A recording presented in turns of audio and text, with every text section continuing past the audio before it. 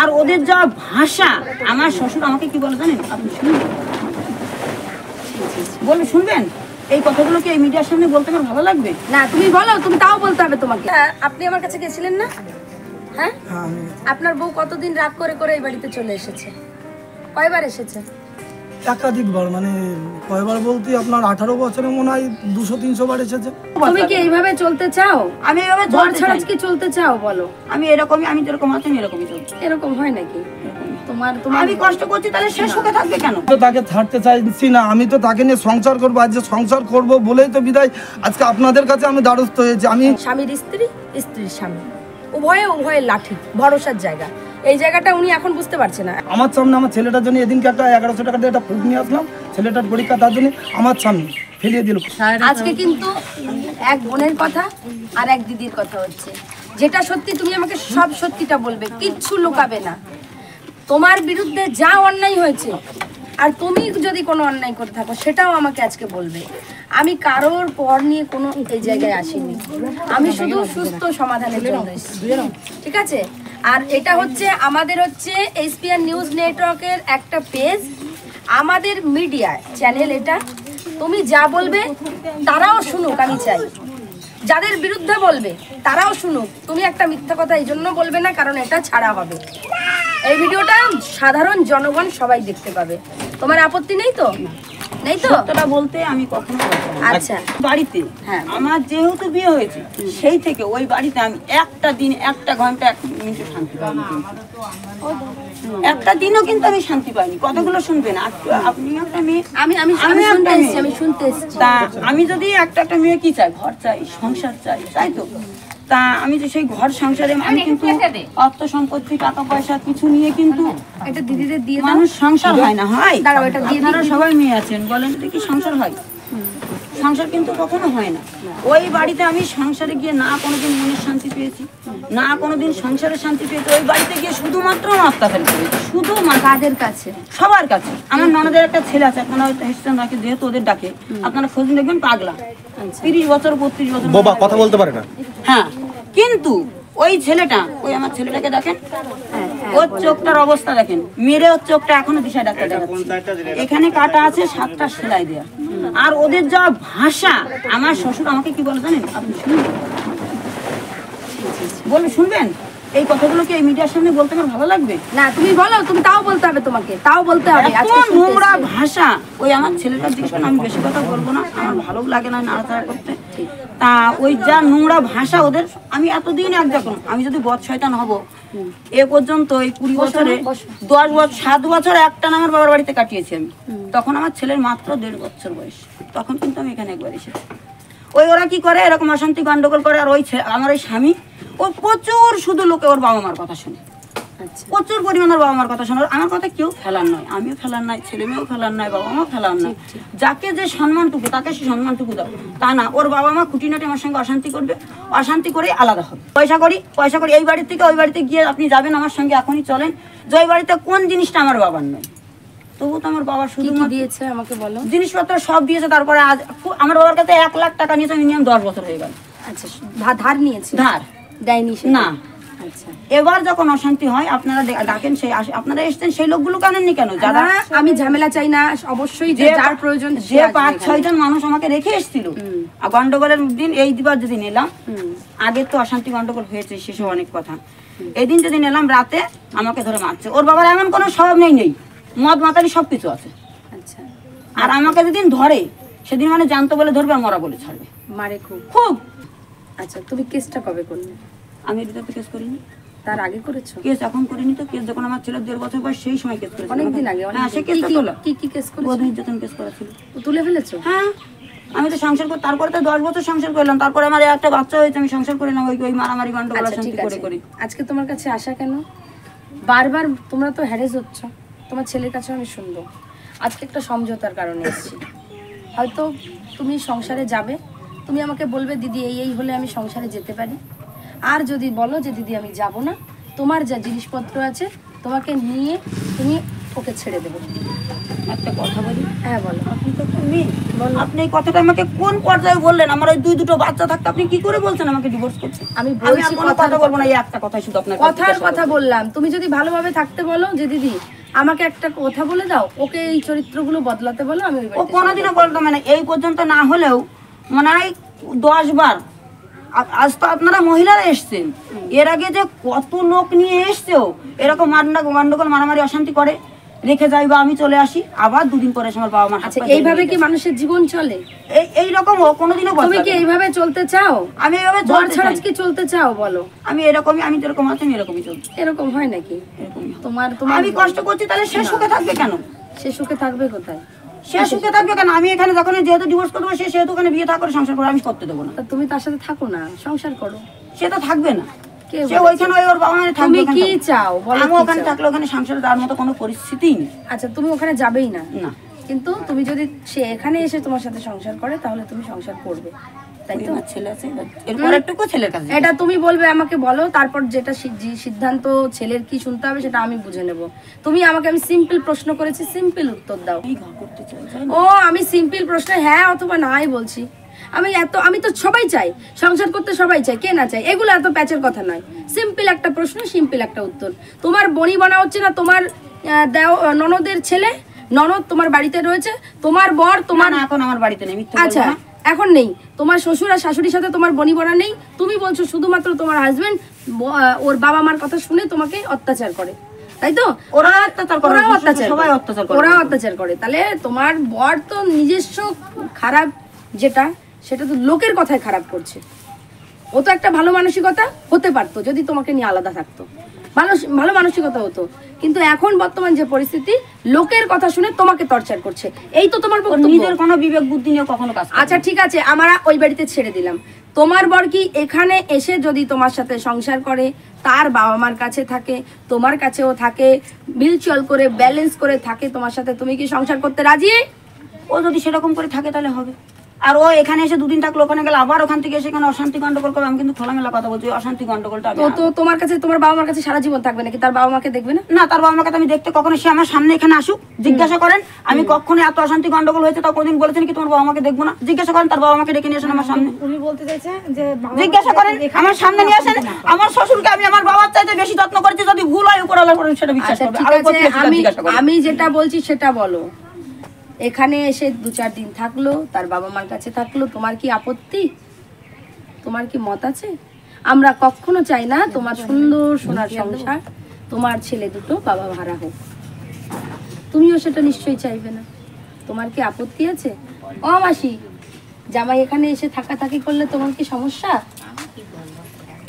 যা বললো ঠিক বলেছে, সব ঠিক, সব ঠিক। বাবা অত্যাচার করে, আর ঠাকুরদা ঠাকুমা, তারপরে গিয়ে মামা, এই মানে কি বলে পিসির ছেলে, এরাও আমার শ্বশুর পরিষ্কার ভাষায় আমাকে বলে কি করতো, কি করতো?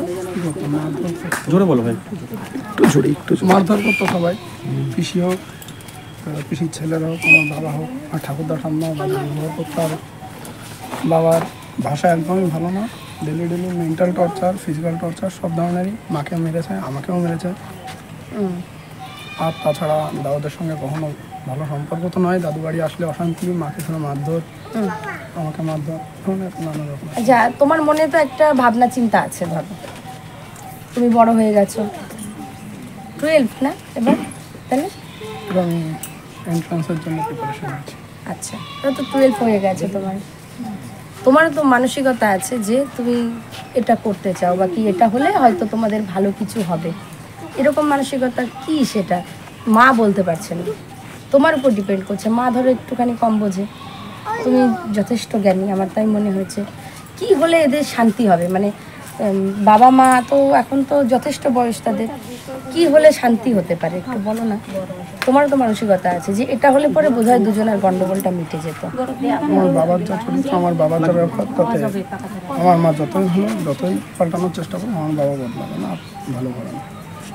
আমার সামনে অনেক আগে ছেড়ে দিচ্ছি, তাহলে কি আজ থেকে দেখছি না বাবা। বাবা কি ওখানেই থাকবে? ওরকম আমার মতো থাকুক, এরকম ভাবে থাকতে চাইছো তোমরা, তাই তো? তোমার মা তো বলছে যে তোমার বাবাকে ডিভোর্স দেবে না, তাহলে তোমার বাবা হয়তো অন্যত্র বিবাহ করিবে, হয়তো বিয়ের প্রস্তুতি নেবে, সেই জন্য তোমার মা বাবা এটা মা কিছুতেই করবে না বাবার জন্য, যে এটা মায়ের ডিসিশন, আমি যাব না, এটা ফাইনাল, আমি কখনোই যাব। এই বাড়িতে কজন সদস্য আছো তোমরা? আমার দাদু দিদা আছে, মা আছে, আমি আছি, ভাই আছে, আর বড় মা আছে। বড় মা মানে বাবা দাদুর মা? আচ্ছা, মানে তোমার দাদুর কোনো ছেলে নেই?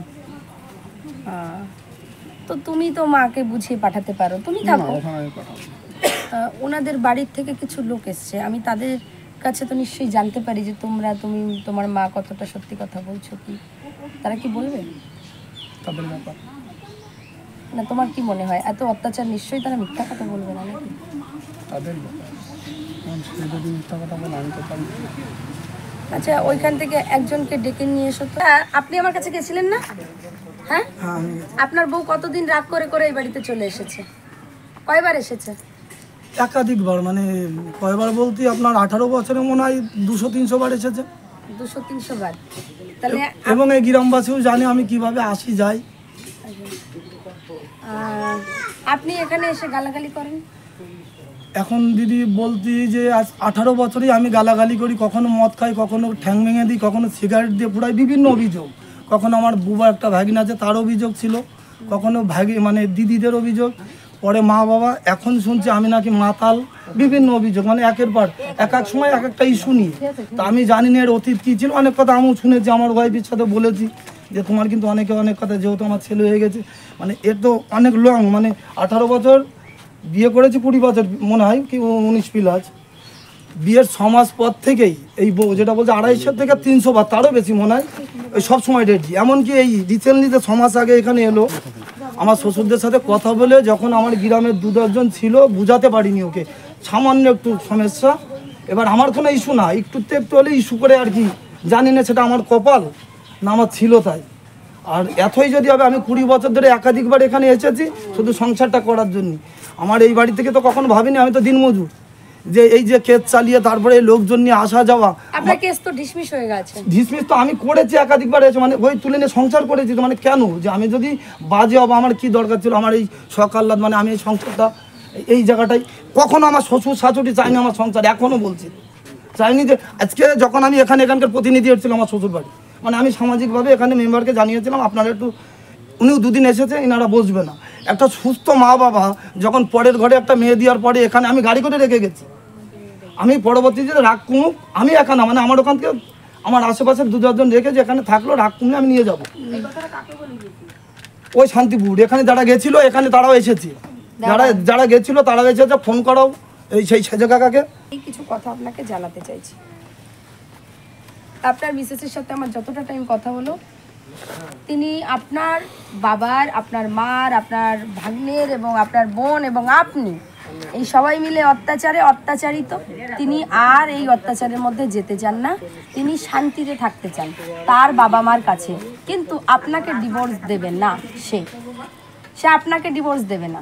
এটাই কি কোনো সংবিধানে কোনো সিস্টেম আছে আপনাদের, আপনি বলুন আমাকে বলতে দেবেন? ডিভোর্স দিলে, ধরুন আপনাকে ডিভোর্স দিলে, আপনি যদি অন্যত্র বিয়ে করেন, আপনি আমি তো তাকে ছাড়তে চাইছি না, আমি তো তাকে নিয়ে সংসার করবো, আজ যে সংসার করবো বলেই তো বিদায় আজকে আপনাদের কাছে আমি দ্বারস্থ হয়েছি। আমি যখন এদিকে কোথাও পারিনি আপনাদের কাছে গেলাম। একটা কথা কি, ধরুন আমি তো কোর্টের কাছে যাইনি, আমি একটা সাপোজ উদাহরণস্বরূপ বলছি, ধরুন আমি কারোর সাথে সংসার করব না, কেউ কি আমাকে না না না আর জোর করে কখনো, আজকে তো আমি সেটাই বুঝছি যে আমি জোর করে করে আমার ভুল হয়েছে। আমি একটা সিদ্ধান্ত জানাচ্ছি, এ তো আপনার ছেলে, আর একটাও ছেলে আছে, যখন এই জায়গায় দাঁড়িয়ে তারা আপনাদেরকে, মানে আপনার মা আপনার পরিবারকে অস্বীকার করছে, আপনাদের বলছে, আপনাদের দোষ চাপাচ্ছে যে আপনারা ভালো না, আপনি আপনার ছেলেদের প্রতি কর্তব্য করবেন। আপনার স্ত্রী এ বাড়িতে আছে, আপনি ভালো মন্দ তাদেরকে এনে দেবেন, কি 2টো জামা হোক, কাপড় হোক, যেটা হোক এনে দেবেন, যা করবেন, কিন্তু আপনি বাবা তো কর্তব্য করবেন, কিন্তু এদের সাথে আপনার থাকতে হবে না। আমিও চাই না এত খারাপ মানুষের সাথে উনি থাকবেন কি করে। আমার সেটাই ম্যাডাম, আমার ভুল ছিল। আপনি আর এখানে কিন্তু ওনাকে নিতে আসবেন না, আপনি কোনো দরবারে আসবেন না, কোনো লোক নিয়ে আসবেন না, আপনি আর এনাকে নিতে এখানে আসবেন না। আপনার কাছে অনুরোধ, আপনি বলে যান, বারবার আসেন। আপনি 18 বছর ধরে বললেন 200 বার চলে 200 না 300 থেকে 350 বার হাতে পায়ে ধরে নিয়ে যাচ্ছেন। আপনি আর কথা দিন এখানে আসবেন না, আপনি বলে দিন আপনি আর আসবেন না এখানে। না আমি আর আসবো কিছু না আপনি আর আসবেন না। আপনার যদি ভালো লাগে নিতে আসবেন না। আপনার যদি ভালো লাগে যে আপনার সন্তান আছে, 2 সন্তান, আপনার স্ত্রী আছেন, তাদের প্রতি আপনার কোনো কর্তব্য করা উচিত, তাহলে তাদের জন্য জামা কাপড় যেমন একটা আত্মীয় স্বজন আসে, তেমনি যদি আপনাকে ওখানে দাঁড় করিয়ে রাখে রাস্তায়, যদি মনে করেন যে আপনাকে পরিচয় দেবে, আপনি পরিচয় নেবেন, যদি না হয় আপনি চলে যাবেন। আপনি যে কথা বলছেন না ওইভাবে আসা হয় কুকুরির মতন। এখানে যদি কেউ থাকে একটু সত্যি কথা বলবেন। আমি ওইভাবে জিনিস নিয়ে আসলে আমার বাবা এমনকি তার নাতিপুতির জন্য এসেছে কুকুরির মতন, পরের দিনে এসে দেখেছি প্যাকেটগুলো ওখানে পড়ে আছে। আমার সামনে আমার ছেলেটার জন্য এদিনকে একটা 1100 টাকা দিয়ে একটা ফুড নিয়ে আসলাম, ছেলেটার পরীক্ষা, তার জন্য আমার সামনে ফেলিয়ে দিল। কোনো ওয়াইফ কোনো স্বামীকে যেভাবে এদিনকে করেছে মানে আমার বলার কিছু নেই। তাই আমি এখন যেটা বুঝতে পারছি যে আমি এতদিন ভুল পথেই চলেছিলাম। করে কি আপনাদের কথা শেষ হোক, আমাকে একটু হ্যাঁ আমি বলতে দেবো। আমরা মনে করি যে আমরা ইয়াং, আমাদের রক্তের গরম আছে, আমাদের এখন স্বামীকে, স্ত্রীকে, স্বামীকে অত্যাচার করব, তাদের সাথে মেলামেশা করব, যেটুকু আনন্দ ফুর্তি করলাম, ইয়াং বয়স চলে গেল, ব্যাস সেপারেশন নিয়ে নিলাম, এরকম একটা ব্যাপার নয়। শেষ বয়সেই একজন আরেকজনের ভরসা, এই বয়সটা না, এই বয়সটা বন্ধু বান্ধব অনেক পাওয়া যাবে, কিন্তু শেষের দিনে বন্ধু বান্ধব অনেক কম পাওয়া যায়। কারণ ছেলের বউকে নিয়ে আলাদা থাকবে, তখন ওই বাবা মা তখন আলাদা থাকবে। প্রত্যেকটা মানুষের একই নিয়ম। বয়স হয়ে গেলে পরে তখন লাঠি হয় স্ত্রী আর হচ্ছে স্বামী, স্বামীর স্ত্রী, স্ত্রীর স্বামী, উভয়ে লাঠি, ভরসার জায়গা। এই জায়গাটা উনি এখন বুঝতে পারছে না। এখন একটু গায়ে জোর আছে, ছেলে একটু বড় হয়েছে, কদিন পরে ছেলে বিয়ে করবে, ছেলে যদি ওনাকে দুটো অত্যাচার করা কথা বলে, ওনাকে অত্যাচার করে, তখন উনি বুঝবে যে হ্যাঁ আমার বর তো এখন বর থাকলে পরে হয়তো ছেলের শাসন করতো, ছেলেকে বৌমাকে শাসন করতো। আর ইনি একজন বাবা, তার বাড়িতে রেখে দিয়েছে, একমাত্র মেয়ে তো, ওনারও কিছু করার নেই, বাড়িতে রেখে দিয়েছে। আপনার তো ছেলে নেই, আপনার তো ছেলে নেই, সেটাই তো বলছি, আপনার তো ছেলে নেই, নাতি তো ছেলের সেই আপনাদের দেখাশোনা করবে ভবিষ্যৎ। ভালো কথা, খুব ভালো। এসে আমি বললাম, ঠিক আছে, বলার পরে পুরো ঘটনাটা আমি শুনলাম আগে, ঠিক আছে, এই ব্যাপার কী কী হয়েছে। কথা দেখা যাচ্ছে যে আমাদের দুজনের ভিতরে তৃতীয় কোনো ব্যক্তি আছে যে কারণে গণ্ডগোলটা হয়। কে আছে সেটা ছেলের বাড়ির দিদি বা বন্টনকে। তারপরে আমি ফোন করার পরে ওনাকে ফোন করলাম যে ওনার শেষ কথা উনি যাবেন। তারপরে আমি বললাম তাহলে এই ক্ষেত্রে আমরা তো জোর করে পাঠাতে পারি না, যেহেতু এটা মেয়ে ছেলে, সে যে পুরো তার স্বাধীনতা আছে। তো সেই ক্ষেত্রে ওনাকে বলার পরে আমি বললাম তাহলে আইনত যেটা হয় সেই ব্যাপারে যদি কোনো কিছু করে আপনার স্ত্রী যদি সেইভাবে নিয়ে যাওয়া যায় তাহলে নিয়ে যান, এখানে আমার কোনো কিছু করার নেই। ঠিক আছে, তুই তোর মাকে নিয়ে থাক, তোর মাকে অত্যাচার করিস না। আর দাদুর ছেলে নেই তো, তুই আরো বেশি এখানে আদর যত্ন পাবি। তো দাদু যেহেতু একটা যদি ছেলে টেলে থাকতো তাহলে তোর দাদু এগুলো করতো না। করিনি, না এতক্ষণ করিনি। এত সাধু কবে করে হলে? সাধু মানে আমি ক্যাম্পে গিয়েছিলাম কেন? বিশ্বজিৎ বাবু যখন ক্যাম্পে ছিল, আমার বাবা আমার হাতটা দিদি সুমন কেটেছিল, আমি ক্যাম্পে গিয়েছিলাম কেন? হ্যাঁ গিয়েছিলাম কেন? তাই তোমরা কি তুমি চোখে যা দেখে অন্ধ বলছো হয়ে যাও কেন? ওরা যে ছেলে পেলে যেভাবে ওর দাদু মানুষ করেছে এইভাবে মানুষ করে না কেউ। আমি তো কখনো বলিনি যে আমার তোমাকে অত্যাচারী কথাটা যা বলছো একটু করিনি। আপনারা বলেন তো আমি বলেছি আমার ছেলেকে আমার শ্বশুর ঠিক আছে চলো, উনি যাবে না, উনি বাবার বাড়ি খেটে খাবে, উনার বাবার ছেলে পুলে নেই।